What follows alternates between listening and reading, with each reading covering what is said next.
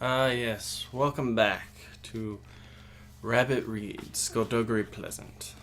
Now, last time, our fiendish little friend Stephanie took Skulduggery's hat hostage. And now Skulduggery had no choice but to bring Stephanie into the world of magic. As we enter Chapter 5, Meeting China Sorrows.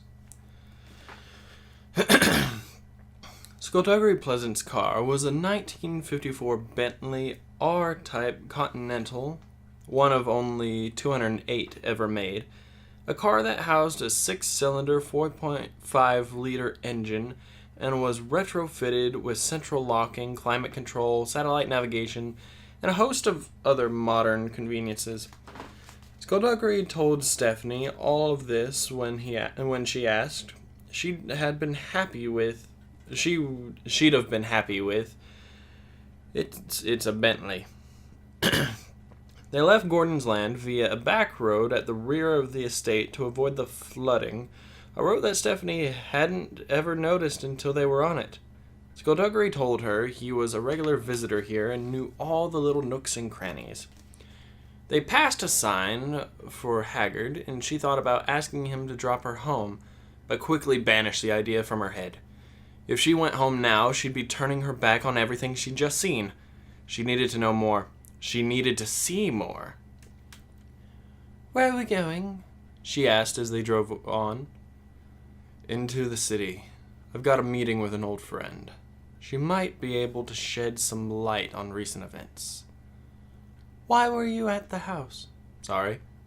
"Tonight. Not that I'm not grateful, but how come you happen to be nearby?"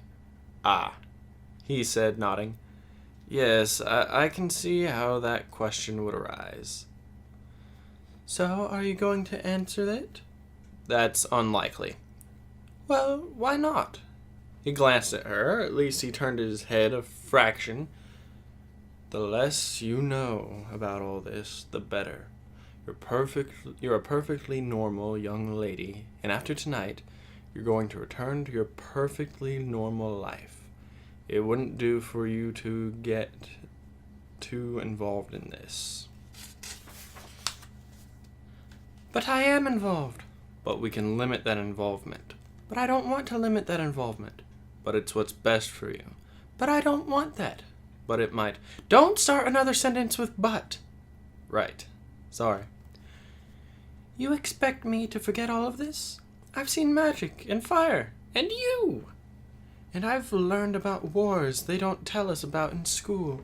I've seen a world I've never even knew existed." "Don't you want to get back to that world? It's safer there." "That's not where I belong." Skulduggery turned his whole head to her and cocked it at an angle. "Funny. When I first met your uncle, that's what he said too." "The things he wrote about," Stephanie said, the idea just dawning on her. "Are they true?" "His books? No, not a one." "Oh." "They were more inspired by true tales, really. He just changed them enough so he wouldn't insult anyone and get hunted down and killed. Your uncle was a good man. He really was. We solved many mysteries together." "Really?" "Oh, yes. You should be proud to have had an uncle like him. Of course, he got me into 100 fights because I'd bring him somewhere and he wouldn't stop pestering people. But fun times, fun times." They drove on until they saw the lights of the city looming ahead. Soon the darkness that surrounded the car was replaced with an orange haze that reflected off the wet roads. The city was quiet and still, the streets almost empty. They pulled into a small outdoor car park, and Skulduggery switched off the engine and looked at Stephanie. "Okay then, you wait right here." "Right." He got out. 2 seconds passed, but Stephanie hadn't tagged along just to wait on the sidelines. She needed to see what other surprises the world had in store for her. She got out, and Skulduggery looked at her. "Stephanie, I'm not altogether sure you respect my authority." No, I'm not." "I see. Okay then. He put on his hat and wrapped his scarf around his jaw, but did without the wig and the sunglasses. He clicked his keyring and the car beeped and the doors locked. "That's it?" He looked up. "Sorry?" "Aren't you afraid it might get stolen? We're not exactly in a good part of town." "It's got a car alarm." "Don't you, cast a spell or something to keep it safe?" "No. It's a pretty good car alarm." He started walking. She heard to keep up. "Do you cast spells, then?" "Sometimes. I try not to depend on magic these days. I try to get by on what's up here." He tapped his head. "There's empty space up there." "Well, yes," Skulduggery said irritably. "But you know what I mean." "What else can you do?" "Sorry?" "With magic. Show me something." If Skulduggery had eyebrows, they would most likely be arched. "What, a living skeleton isn't enough for you? You want more?" "Yes," Stephanie said. "Give me a tutorial." He shrugged. "Well, I suppose it couldn't hurt. There are two types of mages, or sorcerers. Adepts practice one branch of magic. Elementals practice another. Adepts are more aggressive. Their techniques are more immediately powerful.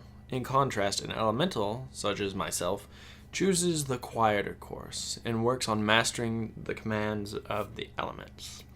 "Commands of the elements?" "Maybe that's a bit of an exaggeration. We don't command them as such as we manipulate them. We influence them." "Like what? Like earth, wind?" "Water and fire, yes." "So show me." Skulduggery tilted his head a little to the right as she could hear the good humor in his voice. "Very well," he said, and held up his open hand in front of her. She frowned, feeling a little chilly, and then she became aware of a droplet of water running down her face. In an instant, her hair was drenched like she had just surfaced from a dive. "How did you do that?" she asked, shaking her head, flinging drops of water away from her. "You tell me," Skulduggery answered. "I don't know. You did something to the moisture in the air." He looked down at her. "Very good," he said, impressed. "The first element, water. We can't part the Red Sea or anything, but we have a little influence with it." "Show me fire again," Stephanie said eagerly. Skulduggery snapped his fingers and sparks flew, and he curled his hand and the sparks grew to flame. He held the ball of flame in his palm as they walked. The flame intensified, and Stephanie could feel her hair drying. "Wow," she said. "Wow indeed," Skulduggery responded and thrust his hand out, sending the ball of fire shooting through the air. It burned out as it arced in the night sky and faded to nothing. "What about Earth?" Stephanie asked, but Skulduggery shook his head. "You don't want to see that, and hopefully you'll never have to. The Earth power is purely defensive and purely for use as a last resort." "So what's the most powerful? Is it fire?" "That's the flashiest, that gets all the wows. But you'd be surprised what a little air can do if you displace it properly. Displaced air doesn't just disappear. It needs somewhere to go. Somewhere to be placed, too." "Can I see?" They reached the edge of the car park and passed the low wall that encircled it. Skulduggery flexed his fingers and suddenly splayed his hand, snapping his palms toward the wall. The air rippled and the bricks exploded outwards. Stephanie stared at the brand new hole in the wall. "That," she said, "is so cool." They walked on. Stephanie glanced back at the wall every so often. "What about the adepts, then? What can they do?" "I knew a fellow a few years ago who could read minds. I met this woman once who could change her shape because anyone right in front of your eyes." "So who's stronger?" Stephanie asked. "An elemental or an adept?" "Depends on the mage. An adept could have so many tricks up his sleeve, so many different abilities, that he could prove himself stronger than even the most powerful elemental. That's been known to happen. The sorcerer. The sorcerer. The worst one of all. Was he an adept? Actually, no. Melevant was an elemental. It's rare that you get an elemental straying so far down the dark path, but it happens. There was a question Stephanie had been dying to ask, but she didn't want to appear too eager. As casually as she could, thumbs hooked into the belt loops of her jeans, she said, as if she had just plucked the thought out of thin air. So, how do you know if you can do magic? Can anyone do it? Not anyone. Relatively few, actually. Those who can usually congregate in the same areas. So there are small pockets of communities all over the world. In Ireland and the United Kingdom alone, there are 18 different neighborhoods populated solely by sorcerers. Can you be a sorcerer without realizing it? Oh yes. Some people walk around every day bored with their lives, having no idea that there's a world of wonder at their fingertips. And they live out their days completely oblivious, and they'll die without knowing how great they could have been. That's really sad. Actually, it's quite amusing. No, it's not. It's sad. How would you like it if you never discovered what you could do? I wouldn't know any better, Skulduggery answered, stopping beside her. We're here. Stephanie looked up. They had arrived outside a crumbling old tenement building, its walls defaced with graffiti and its windows cracked and dirty. She followed him up the concrete steps and into a foyer, and together they ascended the sagging staircase. The first floor was quiet and smelled of damp. On the second floor, splintered shards of light escaped through the cracks between doors and doorway into the otherwise dark corridor. They could hear the sound of a TV from one of the apartments. When they got to the third floor, Stephanie knew they had arrived. The third floor was clean. It didn't smell, and it was well lit. It was like an entirely different building. She followed Skulduggery to the middle of the corridor and noticed that none of the doors were numbered. She looked at the door Skulduggery knocked on, the door that had a plaque fastened to it that labeled library. While they waited, Skulduggery said, "One more thing. No matter how much you might want to, do not tell her your name." The door opened before she could ask any more questions, and a thin man with large round spectacles peered out. His nose was hooked, and his wiry hair was receding. He wore a checked suit with a bow tie. He glanced at Stephanie, then nodded to Skulduggery and opened the door wide for them to come through. Stephanie realized why none of the doors were numbered. It was because they all led to the same room.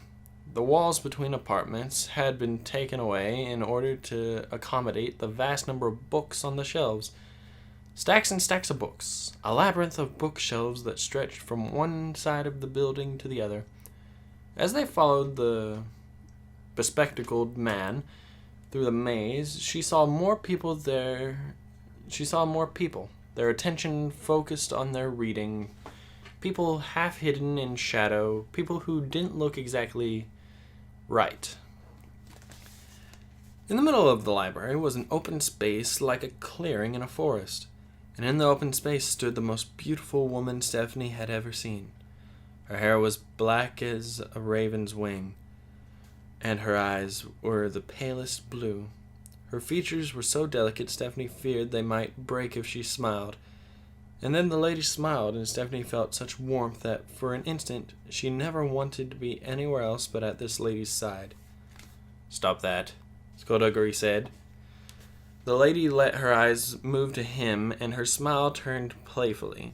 Stephanie stared, enraptured. Her body felt so heavy, so clumsy. All she wanted to do with her life was just stand here, in this spot, and gaze at pure and true beauty. "Stop that," Skulduggery said again, and the lady laughed and shrugged and looked back at Stephanie. "Sorry about that," she said, and Stephanie felt a fog lift from her mind.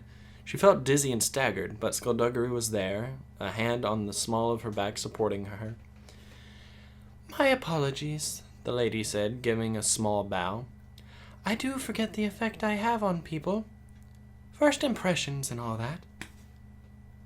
"Seems like every time you meet someone new, you forget that little fact," Skulduggery said.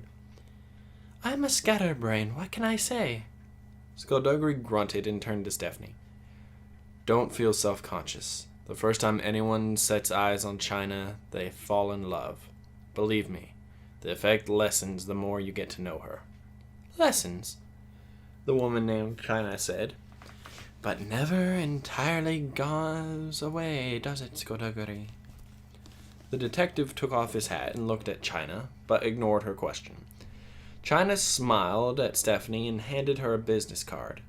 It was eggshell white and bore a single telephone number etched with delicate elegance.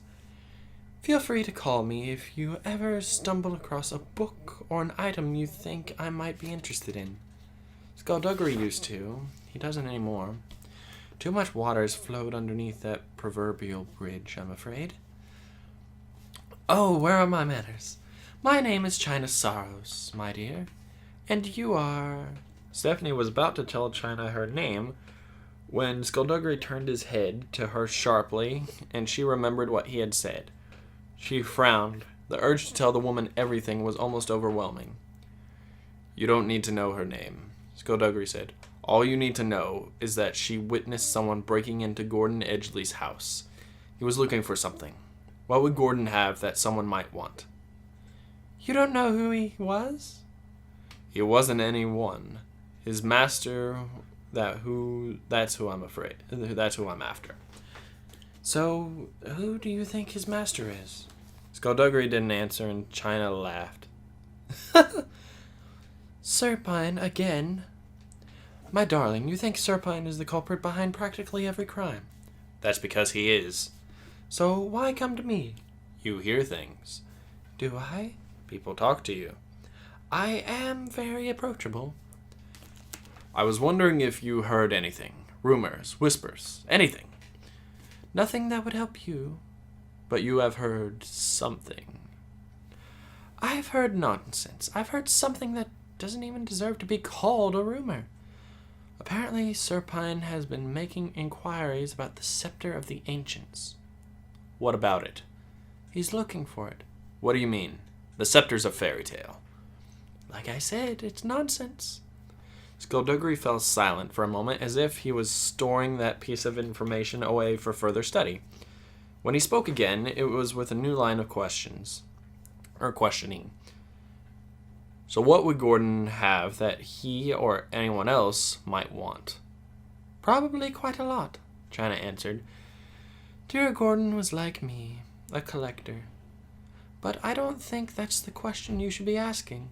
Skulduggery thought for a moment. "Ah." Stephanie looked at the two of them. "What?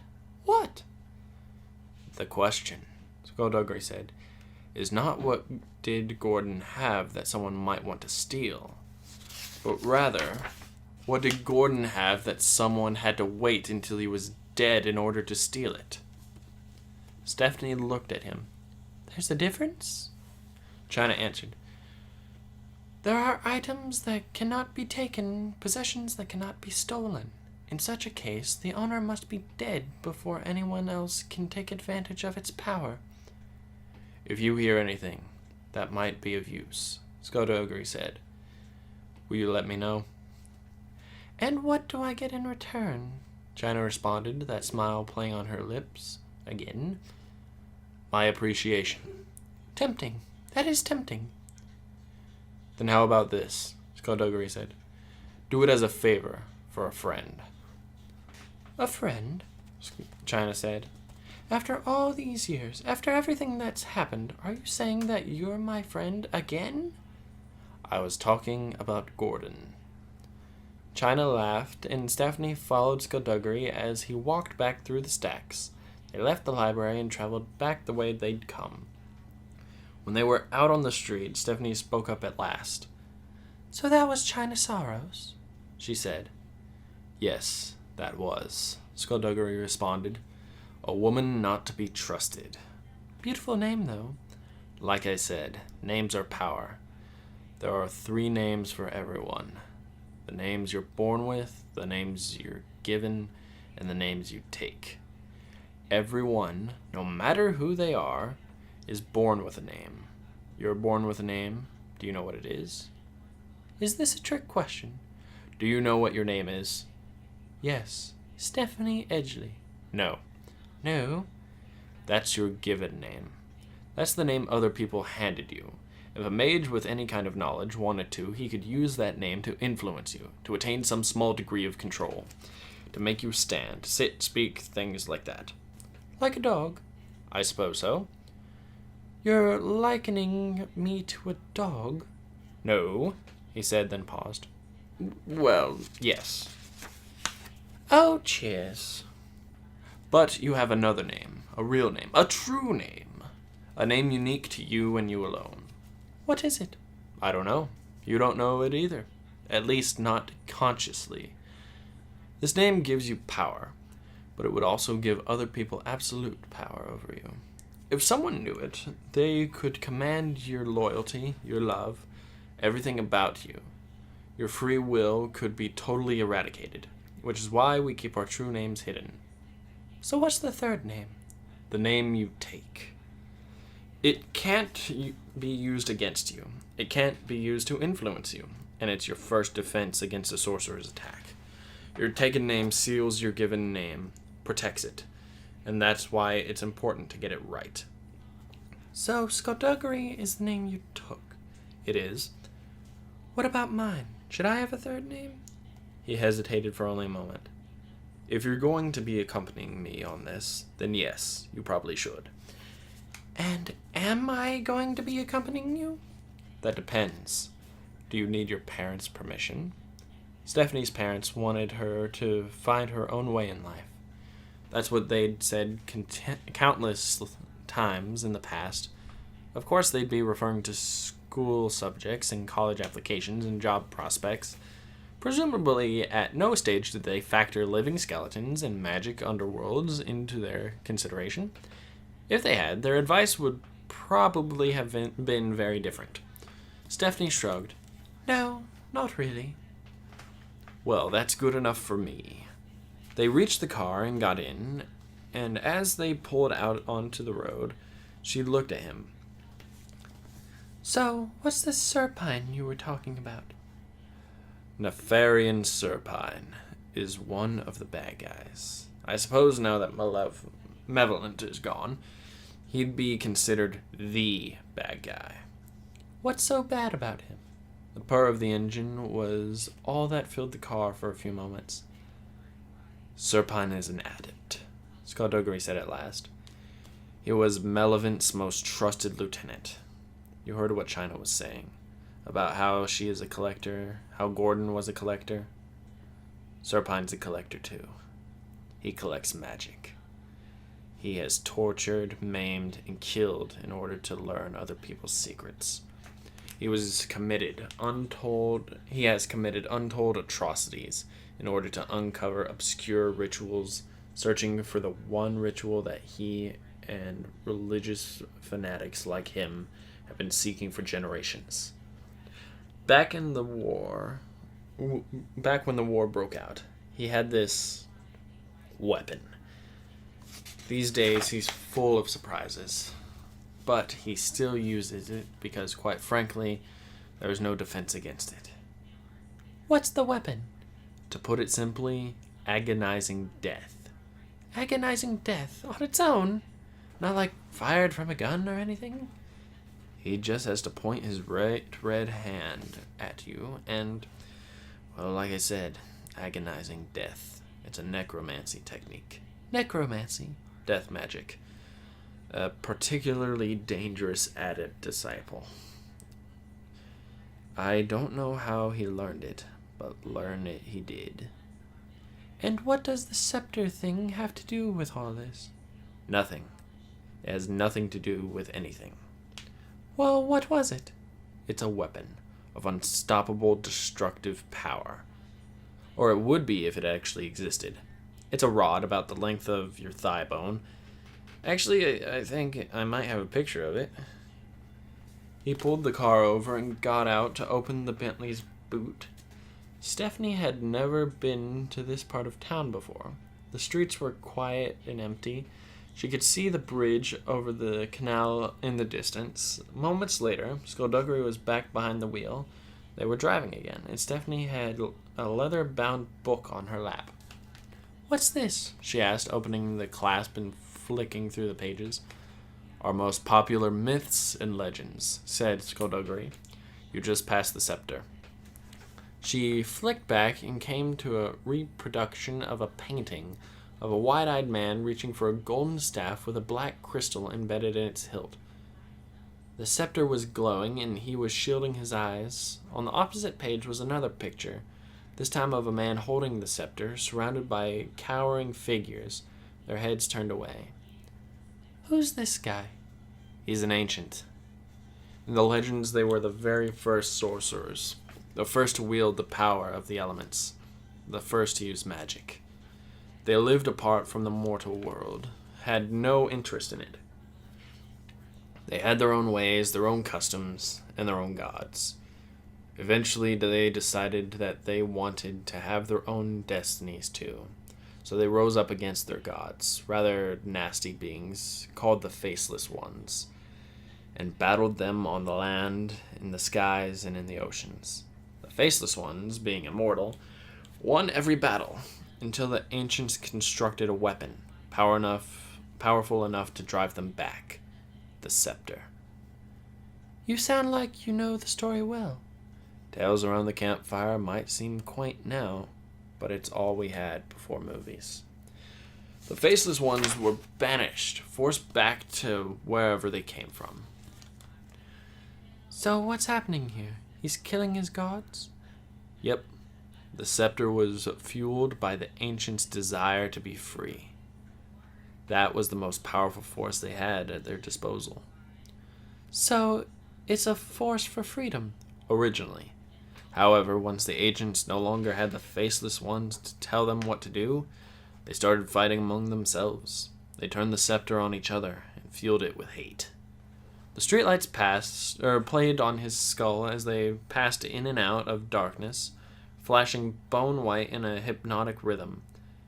The last ancient, he continued, having driven his gods away, having killed all his friends and all his family, realized what he had done, and hurled the scepter deep into the earth, where the ground swallowed it. What did he do then? Probably went for a snooze. I don't know, it's a legend. It's all allegory. It didn't really happen. So why does Serpine think it's real? Now that is puzzling. Like his master before him, he believes some of our darkest myths are most disturbing legends. He believes the world was a better place when the Faceless Ones were in charge. They didn't exactly approve of humanity, you see, and they demanded worship. The ritual that he's been looking for, is it to bring them back? It is indeed. So he might think that the scepter, which drove them away, could somehow call them home, right? People believe all kinds of things when it comes to their religion. Do you believe in any of it? The ancients, Faceless Ones, any of it? I believe in me, Stephanie, and that's enough for now. So could the scepter be real? Highly unlikely. So what does any of this have to do with my uncle? I don't know, Skulduggery admitted. That's why they call it a mystery. Lights filled the car, and suddenly the world was bucking. The only sounds, a terrifying crash, and the shriek of metal on metal. Stephanie lurched against her seatbelt, slammed her head against the window. The street outside tilted wildly, and she realized the Bentley was flipping over. She heard Skulduggery curse beside her, and for an instant she was weightless. and then the Bentley hit the ground again and jarred her against the dashboard. It rocked back on its tiers. Stephanie looked at her knees, her eyes wide, but her brain too stunned to think. Look up, She said a faint voice in her head. look up to see what's happening. The Bentley was still, its engines cut off, but there was another engine. Car door opening and closing. Look up, Footsteps, running footsteps. look up now. Skulduggery beside her, not moving. Look up, there's someone coming for you. Look up now. A window exploded beside her for the second time that night, and the man from the house was grabbing her and hurling her out of the car. Well, it seems like they are about to get into some sort of trouble.